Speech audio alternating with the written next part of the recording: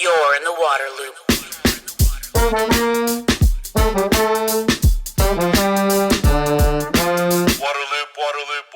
Welcome to Waterloop, the podcast helping water leaders to discover solutions and drive change. I'm the host, Travis Loop.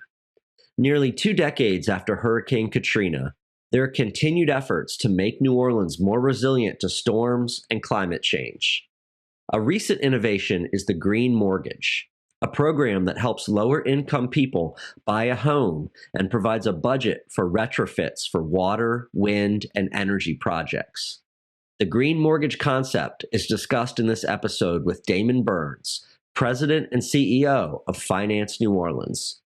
He explains how green mortgages can also be used to bolster resilience of multifamily affordable housing developments and surrounding water infrastructure. Damon talks about creating an environmental impact bond to finance the program. Before starting, a quick mention that Waterloop is a nonprofit media outlet, and this episode is made possible by support from SpringPoint Partners. Now to the conversation. You're in the water loop. Could you start out talking about the kind of the unique challenges here in New Orleans that you're looking at, that you're part of trying to figure out solutions to? Just describe the challenge here, especially as it relates to water and climate resilience. I think climate is just a way of life in New Orleans. I mean, it is everywhere, but Katrina is fresh in everybody's minds, but we've had other storms. I remember, older generations still talking about storms that were really impactful in the middle of last century and even earlier. So it's just a fact of life here, and we've always had to evacuate and run from storms and a lot of false alarms over the years. Katrina was a tipping point because it changed the way that we think about climate, it changed the way that we think about protecting ourselves, and how do we want our city to run? How do we want the infrastructure to look? How do we want it to help us out during the time of a disaster or in the aftermath of a disaster? Something has to be different, right? Like it's like the old systems, the old barriers, the way things are. Yeah, and it's not helping us anymore. It's just causing more damage, and there's just a bigger issue going on in the world right now with climate, and we know that the change, climate's always changing, but something's not right at this moment. Just the frequency of the events, the intensity of the events, tornadoes. Yeah, you guys just had some here like a few months ago or something, right? Yeah. Right. And that's just something that we didn't think much about in past years. So that's evidence that there's something going on, and people here are becoming more aware. People in the community that maybe didn't think about stormwater management around their house in past years are starting to consider, well, what kind of stormwater management do I need in my house, around my house? What kind of water technology do I need inside of my house? Because a lot of these older homes are more costly to operate. Sure. So there's just so many implications of the climate, but also just a city getting older and us needing to rethink all of the infrastructure and figure out ways to be innovative. Because we do have infrastructure here that's old now, but once was considered innovative. Right. Yeah, New Orleans, for sure. New Orleans has been, when it comes to like the system of pumps and pipes and levees and all that stuff, that was leading the world, right? Like 100 years ago, though. Exactly.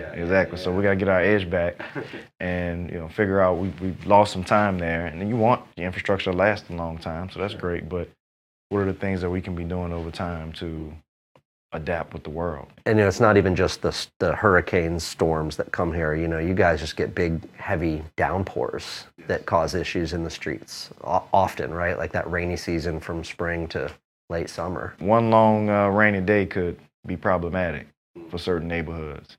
And that's another thing that's been exacerbated by just the change in climate. The infrastructure is getting older and needs to be reinvested in. So it doesn't have to be a hurricane for us to have a bad water.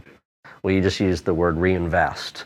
So with what you're doing, what's the approach here from a financial side? I think you talked about to build resilience, you're going to have dollars, right? That's a big part of it. So could you talk about that? Sure. Well, as the city's green bank and green housing agency, our job is to put dollars to work where the private dollars aren't quite making it. Or, and to put it another way, we also partner with a lot of private sector investors, financial institutions, developers, companies that are looking to make improvements to our infrastructure or invest in what we call public purpose projects. But there's always a need for a public sector conduit to make those projects happen, to make them work. And that's our role, Finance New Orleans' role in the city. But in order to do that, we need capital too. We're just like any other financial institution. And it can be really challenging raising money on the public side because we're not selling equity. We do sell bonds, but the bar is just a little bit higher for us as a governmental agency to get into the bond market or to get some of the other dollars that are out there. So we have many different sources of funding that we're going after, and it's going to be necessary in order to create the conditions for a developer to be able to borrow, or a home buyer, or a governmental agency that wants to build resilience hubs using these publicly owned buildings, putting battery and solar storage so that the community can have a place to go during times of disaster. All of that costs money. So we're constantly on the quest for dollars from the federal side, from state agencies, local, of course, and then we're working with private sector partners too to help us round out our investment needs. Being part of the city, though, being this quasi-public entity, you have some of those challenges, but you have advantages too. It lets you be in a unique space, though, right? Where you can kind of pull on these different places. It does, and you know what? The doors are always open for us, and we take advantage of that as much as possible. So we hardly meet a competitor. Everybody's a collaborator, because our job is to stimulate the entire ecosystem. So whenever we do go and sit down with a private sector financial institution, we always come in and talk about partnership, because we're not trying to compete with them. We're trying to create impact in the city. That's our goal. So our job is to partner with the whole ecosystem of private sector partners, public sector partners, the community, to bring together this investment, because it does take multiple parties at the table in order to make these projects work. So in ways, you're kind of that hub of the wheel there, right? And yeah. So this emphasis on financing resilience that was kind of born out of Katrina has led you to some pretty cool, I think, approaches here with this green mortgage program that involves some different aspects.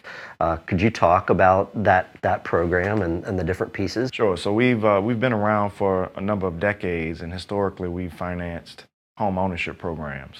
I mentioned that we provide capital where the banks don't, and that's what we've been known for. So we've supported a lot of first-time home buyers, low to moderate income families in distressed communities that want to get into home ownership, that want to make that big investment, because it can be life-changing for their families.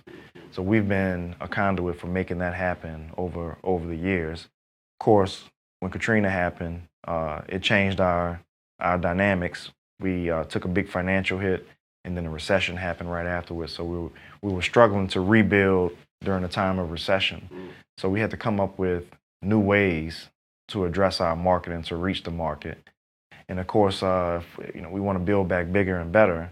Well, the first thing we know, if we're going to build back, we need to make sure our physical assets are protected. Yeah.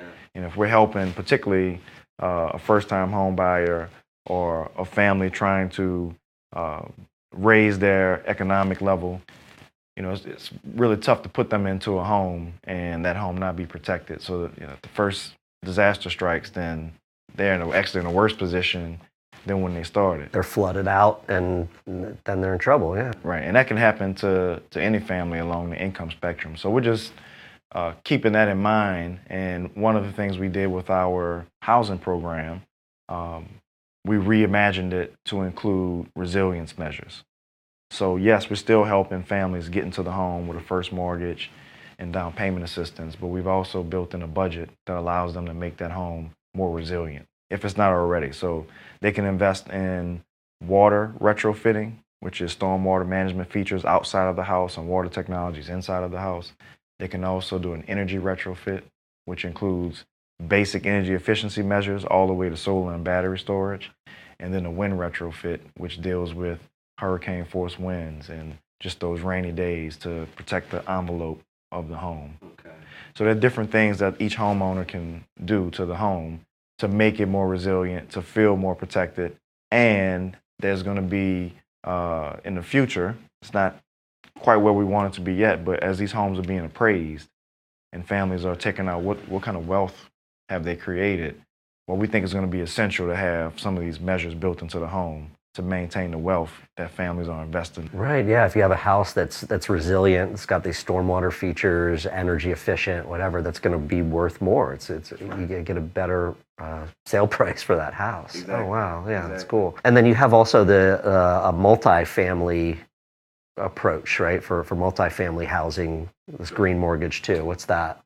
So it's just same thing on the single family side, but it's focused on developers. So the idea is that developers need mortgages to build affordable housing, and they come to us for those specialized mortgages. Well, within those mortgages, we build in a budget for green improvements. There are also standards on the developer side that require them to follow enterprise green community standards or LEED standards, for example. So those are all baselines, but the city also has stormwater management requirements. So there's a list of requirements that these developers have to meet. So the program is naturally green in that way, but we're also utilizing our financing programs to get them to go above and beyond, to net zero, if you will, or to be fully sustainable properties. Because they're affordable housing developments, so it can be really difficult to get everything you want in it, but the projects need it, particularly if you're talking about a senior living facility in a time of a disaster. Right, so those buildings need to be protected and have a lot of measures and standards so that they can operate over the long run. Yeah, that's right. I've heard a lot of stories with storms, and you worry about retirement communities or senior housing because those folks can't retreat. They can't just go evacuate in the same way, and yeah, they're vulnerable, and so they got to be more resilient. And then I think the third piece of your green mortgage program is like the bigger infrastructure around this housing. Is that right? That's right. That's right. So that's a new area of investment for Finance New Orleans, born out of our experience with Katrina and all of the subsequent issues that we've faced. Well, we can reinvest in all of the housing that was lost during Katrina, but then what's going to happen to the infrastructure around that housing? Because that's one of the key reasons why the community didn't bounce back right away. The infrastructure wasn't prepared for that damage. So moving forward, we need to make sure the infrastructure around the housing is also receiving the proper investment, and it goes hand in hand. So of course, there are different levels of infrastructure. There's the infrastructure we don't see every day, but it's definitely there. There's the heavy duty infrastructure in industrial areas. You talked about the levee protection system, but then there's neighborhood level infrastructure, stormwater management that needs to happen at each property. Renewable energy production or microgrids, specialized projects that companies want to come in and build new facilities, clean manufacturing facilities or clean transportation facilities. Those are all critical to having a functional community.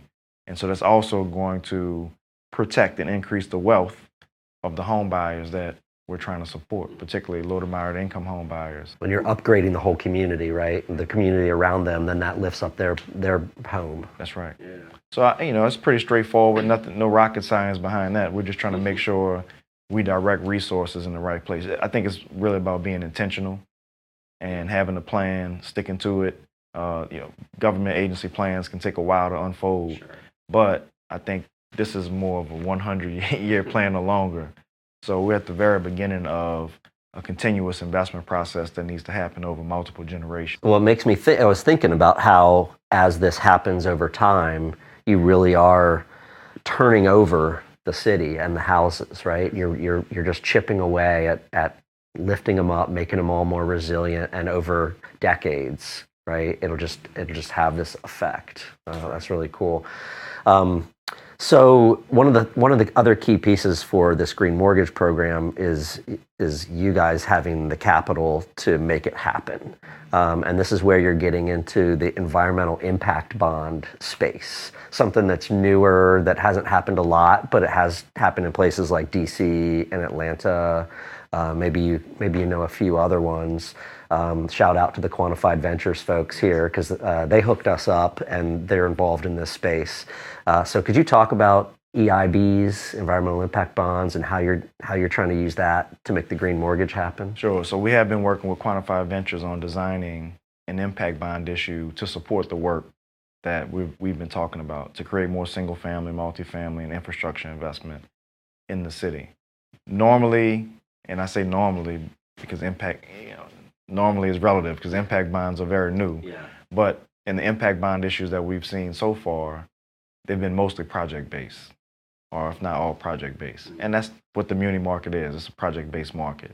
Well, we're talking about creating a new system and trying to finance an enterprise that's going to do a series of infrastructure investments over a long period of time. So how do you finance that type of activity? And that's been the jigsaw puzzle of the impact bonds that we've been trying to create, because we need capital to facilitate our enterprise. We need to facilitate our operations because of the financial damage we sustained in all of the events that have happened over the last 15 years. So for us, we've been trying to make the case that, yes, this is a unique circumstance and a unique use of impact bonds, but we think this is maybe normal in the future because many other cities are going to have to go through the same process. Maybe not to the extent that we've had to go through it, but cities are going to have to turn over their infrastructure investment processes, their needs, the infrastructure to make the infrastructure investments. Yeah. All of those things have to change. And cities haven't quite made that huge step yet. And just to put it in context, I think there's only about, in the muni bond market, only about 5% of the bonds are green bonds right now. That needs to be 100%. Wow. So it's part of regular business. It is. Yeah. It is. But in order for it to be a part of regular business, many agencies, cities, finance authorities, green banks, they're going to have to reimagine their operations. They're going to have to reimagine their missions and how they go about doing it. So you guys are just charting that new ground here, and you're going to figure it out, and then everybody else is going to just use your playbook, right? That's what we hope. That's what we hope. Yeah. We're collaborating with a lot of other cities right now on the housing and infrastructure side. So it's going to be an ongoing process, but we do get a lot of help from other places, and we offer things too, situations that we've been through that maybe another city has not. So between all of that collaboration with other governmental agencies, our own local ecosystem of agencies, and then our private sector partners, we think there's a lot of innovation ahead for impact bonds. And they're all their own separate little black box. And we think it's probably going to be that way for some time. So I don't know if there's going to be a standard environmental impact bond or any kind of impact bond. We ended up calling ours community impact bonds because it's inclusive of environment, it's inclusive of economic development, it's inclusive of social equity. Quality of life. Exactly. So I think that my prediction for the future is that all of the impact bonds we see, they're just going to be unique to those cities, to those agencies. Yeah, everything, I mean, when it comes to the environment and water, it's often very local, like the challenge, the nature of the challenge, you know. What is the landscape of this place? What's the community like? So everything has to be a little bit tweaked for sure. And here goes New Orleans again, pioneering some solution, you know, and gonna have to share it outward. We've had to learn lessons tough way and figure out the solutions tough way. But what would be, I guess, your general advice for other communities that might, you know, be hearing this or thinking of going this route or thinking this might be something good to try where we are? Like, how do they just kind of get started? Well, I think it starts with that word you just said, the community. And we've tried to be very community oriented here. I think some of the issues we could have short circuited by spending a little more community time, even though we did a fair amount. But the lesson there is you can never do too much community engagement, and just learning from the community what they want, what they need, and they'll tell you directly. Yeah. People speak up, that's for sure. Yeah, and you shouldn't underestimate the community, because I stated to you when we were talking earlier, the community has started to come to us, telling us what kind of technology it wants because of what they're going through. Every time some storm comes or a disaster strikes or a tornado, the community knows what it needs. Yeah. So you just have to talk to them, and I think it's an iterative process where you go to the community, you go back, you know, to the public sector, the private sector, and you do the work that needs to happen. But the community have to stay there along the way. And you need them to be comfortable and bought into what you're doing then ultimately. Absolutely. Yeah. I think that's really important, that the community is comfortable, but also bought in because the community will sell the project that needs to be done. They will sell the initiative for the agency or for the city if it's coming from the community. So we have a lot of support right now from the community because they think we are doing the right thing. They think we're moving in the direction that the city needs. So we try to stay in tune with the community on that front and make sure that we don't get off track because they will very, very quickly let us know if we get off track. So my advice to all of the other cities is just stick to the community, take input on what the community needs, but I think there's also a part of that where you got to tell the community what it needs because it may not know that certain things exist yet, certain practices that may be going on in other cities, other countries that can be brought back to the community. So that's where that collaboration comes in and getting their input. Sometimes they'll say speed up, slow down, whatever the case might be, but we try to take our cues from there. Well, Damon, I come to New Orleans often. I look forward to future visits, coming and seeing some of this stuff happen in the community. But thanks for the conversation so much. Thanks for having me, Travis. Welcome to New Orleans, and we always love to have you back. Always. All right, man. Thank you. Thanks. Waterloop, waterloop, waterloop. Thanks for listening to this podcast, and thanks to Spring Point Partners for supporting the Waterloop nonprofit media outlet. To find all episodes, sign up for email updates, and connect on social media, visit waterloop.org.